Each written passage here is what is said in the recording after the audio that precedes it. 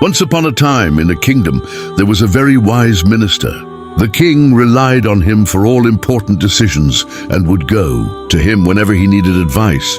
There was no one else in the kingdom as knowledgeable and far-sighted as the minister, and that is why many people in the kingdom secretly envied him. However, the minister always ignored such things. One day the king said to the minister, "You are extremely wise, but your son is completely foolish. Has he not received any education at all?" The minister, surprised, said to the king, "Your Majesty, why are you saying such a thing? What makes you think my son is foolish?" The king said, "Every morning when I walk along the village road, I see your son. I ask him one question: is gold more valuable or silver? And every time he says silver, that's complete foolishness." Hearing this, everyone in the court started laughing, and the minister became a bit concerned.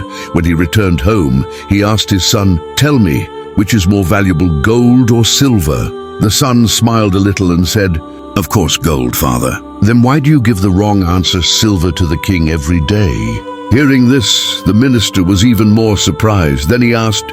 The son then took his father to his room and opened a box. It was full of silver coins. "Father, every day the king gives me one gold coin and one silver coin and asks me, 'Which one will you take?' I know gold is more valuable, but I choose the silver coin," the son explained. "Because when I take the silver, the king becomes very pleased. I believe that if I ever take the gold coin, he might stop giving me anything at all." Hearing this, the minister was both surprised and proud. He said, "You are actually very far-sighted. You've rightly understood that long-term gain is more important. One should not lose everything for the sake of a single day's profit." The minister realized that his son was not foolish at all, but rather very wise and acted according to the situation. Though others in the court might consider his son a fool, in reality he was quite clever.